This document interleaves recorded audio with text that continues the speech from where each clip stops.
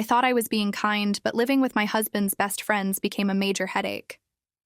I, 30F, and my husband, Adam, 32M, have been living together in our own apartment for about 4 years now. We bought it a couple of years ago, and it's our little home.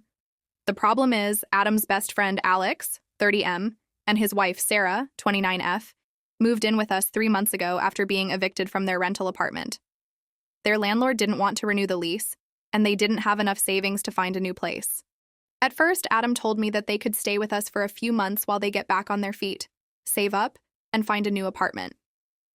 I was okay with it at the time because I get along pretty well with Alex, and I thought it would just be temporary.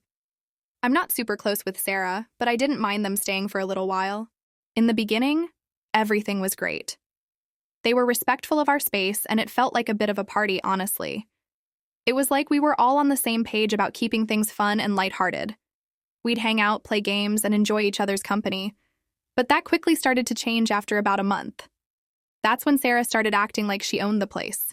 I'm not saying I expect her to be some quiet guest who doesn't use anything, but she started moving furniture around in our living room. She'd changed the layout of the space without even asking. I didn't want to make a big deal out of it at first, but it really started bothering me. It's like she didn't respect the fact that this is our home, and she was treating it like her own. Then, Sarah started taking over the kitchen. I'm not the best cook, but I do enjoy making simple meals for myself. I'm also pretty picky about what I eat, and I know what I like. But every time I'd want to cook, she'd be there already, making something else. She'd even make big meals, and when I'd try to cook something for myself, I'd have nowhere to do it. Our kitchen isn't small, but there's only so much space, and she'd leave all her stuff out. The worst part is that I don't like the way she cooks. She makes things like casseroles, which I'm not a fan of, or really spicy dishes that I just can't handle. I've tried to tell her a couple of times that I prefer making my own meals, but she'd always insist, No, I'll do it. I'm already cooking. Don't worry about it. And I'd feel uncomfortable saying anything more because, it's her trying to be nice. To make things worse, Adam and I are the ones who've been covering most of the household expenses, including groceries. We'll buy stuff for ourselves and then get extras for Alex and Sarah.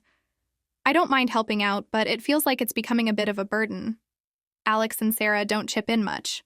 Like, Alex will occasionally buy a loaf of bread or a bottle of milk if I ask him specifically, but that's about it. They're still not looking for a place to rent, and we're covering their part of the food bill almost entirely. A couple of weeks ago, I had a small conversation with Adam about how uncomfortable I was with Sarah's behavior. I told him that it felt like she was taking over our space, and I wasn't okay with her rearranging things or using the kitchen all the time. I even mentioned that I felt like we were paying for everything, and nothing was being reciprocated. Adam promised he'd talk to Alex about it. I thought, okay, things will get better. But here we are 3 months later, and nothing has changed. If anything, it's gotten worse. They still haven't found a place to live, and I'm starting to believe they haven't saved up anything either. I know Adam has asked them a couple of times when they're going to start looking for a place, but they always come up with some excuse like, we've been busy, or we're not in a rush. Meanwhile, they're living here for free, and we're paying for everything. What's been bothering me is the way Sarah has started to act like she belongs here, and Alex isn't doing anything to stop it. I've told Adam a couple of times that I need them to start contributing more, not just financially, but in terms of respecting our space. I'm even starting to get resentful about the whole situation, and it's affecting my relationship with Adam. I don't want to feel this way, but I also don't want to live in a situation where I feel disrespected in my own home. I'm at a loss here.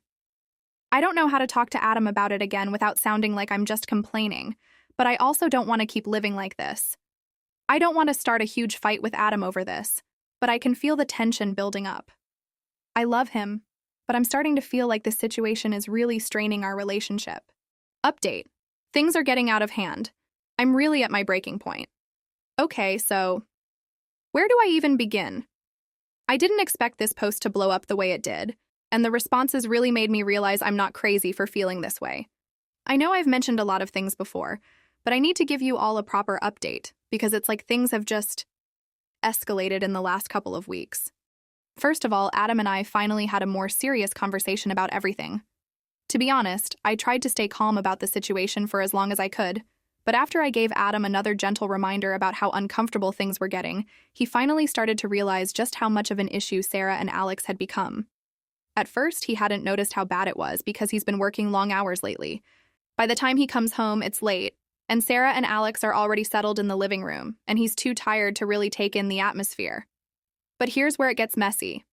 I explained to Adam how Sarah had basically taken over the living room, the one place where Adam used to relax after work. He'd come home, and Sarah would already be lounging on the couch, watching TV or playing games with Alex. Meanwhile, Adam just wanted to unwind in peace, but Sarah had started making the space hers. Adam did mention that it bothered him too, but since I'm the one home all day, he figured I was just being dramatic. Now, I want to share one particularly strange incident that made me feel so uncomfortable. A few days ago, Sarah made fish for dinner. Now, I'm not picky, but fish isn't exactly my favorite thing.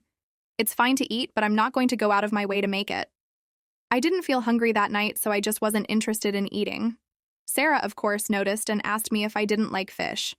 I told her honestly that I don't hate it, but it's just not my first choice. She raised an eyebrow and shrugged it off. But later that night, when Adam came home, Sarah made a huge deal out of asking him why I didn't like fish. I know it sounds ridiculous, but it felt like she was trying to stir up something unnecessary.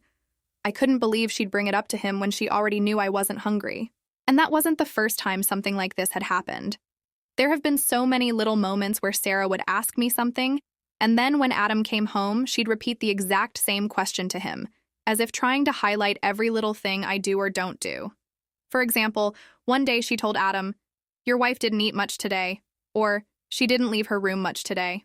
Every time she said something like that, Adam would just look at me like I was hiding something, and I'd have to explain, "No, I just wasn't hungry, and I was doing my own thing." It was like she was trying to make him doubt me or think there was something wrong. It felt so invasive, like I couldn't even breathe without Sarah commenting on it. Things have also gotten strange with Alex. I don't know if he's aware of everything Sarah is doing, but when I talked to Adam, he told me that he'd been subtly asking Alex about their housing situation. Adam would ask if Alex had found anything, and Alex would always give vague answers like, "Oh, I looked a bit, but nothing yet." I can tell Alex isn't really trying to find a place. I'm starting to feel like they've been playing the "we're looking" game for months, but haven't made any serious moves. At this point, Adam is kind of stuck in the middle. He's talked to Alex a couple of times about finding a new place, but it's always in a very non-confrontational, almost apologetic way. Adam doesn't want to upset Alex because he feels bad for him, but I don't think Alex is feeling the urgency that we are, and that's where it starts to affect our relationship. I can't help but feel like I'm stuck between keeping the peace with my husband and living with two people who are taking advantage of our hospitality. I'll admit, I've lost a lot of patience. I had another conversation with Adam last night, and I told him again how badly I feel about this whole situation. I said that I feel like we're being used, that we're covering the rent and food for two adults who aren't even trying to help themselves. I also told him I feel disrespected because Sarah acts like she has a right to take over our space, our kitchen, and our routines. Adam has promised me he's going to have a serious talk with Alex this time. I really hope he does, but I don't know. I feel like we've let this drag on too long, and at this point, it might be too late to fix things without causing major tension. So yeah, that's the update. Things are at a boiling point now. Adam has finally realized the extent of the problem, but I'm still not sure how we're going to move forward. We haven't had any big fights or anything, but I can feel the underlying tension building, and I don't want it to destroy our relationship. I feel like we're running out of time before I completely lose my patience. I just need advice from anyone who's been in a similar situation. I don't want to ruin my relationship with Adam, but I can't keep living like this. How do I handle this without making things worse? Should I give Adam more time, or is it time for me to take a firmer stand? Update 2, the situation has taken a turn. It's getting more complicated. So, things have taken another weird turn since my last post. I've been trying to stay patient, but honestly, it's been hard. As much as Adam and I have tried to handle everything delicately, it feels like we're stuck in a loop of subtle tension, and I'm honestly not sure how much longer I can keep it together without it blowing up. A few days ago, Adam tried once again to subtly bring up the subject of their housing situation, because let's be real, it's been 3 months, and nothing has changed. We were all sitting in the living room when Adam, in his usual calm way, asked Alex and Sarah if they'd found anything yet. He even suggested that he and I could help look for places too, just in case we come across something that might work for them. That's when we realized they weren't being upfront about what they were really looking for. Here's where it gets crazy. It turns out that Sarah and Alex have been only looking at penthouses. Yes, penthouses. I mean, Alex works in an office job that barely pays enough to cover rent for a one-bedroom apartment in this city, and Sarah works only part-time, so there's no way they can afford something that expensive. We both know their lifestyle. They go out for coffee every day. They take long drives to places they could easily walk to, and Alex constantly orders expensive food from fancy restaurants. It's not like they're living frugally, and they seem to have no concept of budgeting. The kind of places they're looking at are literally 3 to 4 times more expensive than what they could afford based on their salaries. They'd scroll through listings for these beautiful penthouses with huge windows and big spaces, and they'd get all excited. They'd tell us how amazing they looked, like they were somehow entitled to a luxury place for next to nothing. Meanwhile, when Adam or I found a place that was more budget-friendly, a 2-bedroom apartment, for example, that actually fits their needs, Alex would instantly shoot it down, complaining that the bed was too small or the windows were too big. It was always something ridiculous, like they had a standard for living that was totally out of touch with reality. One night after we all went out for dinner together, Adam sat down with Alex privately to have a more serious talk. He asked him directly what their plan was. He told Alex that it was becoming clear they weren't really looking for a new home in a serious way. They were dreaming about living in some kind of luxury that was never going to happen. At first, Alex got defensive. He started making excuses about how they were just trying to find the right place and how they weren't in any rush. But Adam pressed him a bit more. That's when Alex promised he'd keep looking, but it was clear he wasn't as committed as he should be. Honestly, I could tell Adam wasn't fully buying it, but he didn't want to push too hard. I think Adam feels bad for Alex. He's his best friend, and he doesn't want to make things awkward or upset him. But at the same time, Adam can see the way this is affecting me, and he knows it's not sustainable for us to keep carrying the weight of their living situation indefinitely. The problem now is that Sarah and Alex are clearly not taking this seriously. They're still acting like they can have a luxury lifestyle without the means to back it up. Meanwhile, I'm getting frustrated because Adam and I are trying to be responsible, and we're trying to balance helping our friends with taking care of our own lives and home. Every time I bring up how uncomfortable I am with Sarah's constant intrusion into our space, Adam reassures me that he'll talk to Alex again, but it doesn't seem to be making a difference. It feels like a never-ending cycle of me trying to be polite and understanding, and them just making excuses. I don't want to fight or make a scene, but I'm at the point where I feel like we need to have a real talk, a no-holds-barred conversation. It's hard because I don't want to alienate Adam's friendship with Alex, but at the same time, I have to put my foot down. This situation can't go on much longer. It's not fair to me, and it's not fair to Adam either. There's still no definite answer as to when they're actually going to move out. I really want to believe that they'll figure it out, but I'm starting to feel like I'm just waiting for a change that might never come. It's starting to affect my relationship with Adam, and that's the last thing I want. I just need help understanding how to manage this without making everything explode. How do I get through to Adam without pushing him too far? How do I make it clear that this can't keep going on like this without causing a huge fallout? Final update, everything is finally falling into place, and it took a puppy to make it happen. Okay, I promised I'd give you all an update, and here it is, the final chapter of this long, chaotic saga. As you all know, Alex and Sarah had been living with Adam and me for the past few months, and to say it had been a roller coaster would be an understatement. While Adam and I were being patient, trying to help them out, things were still pretty awkward.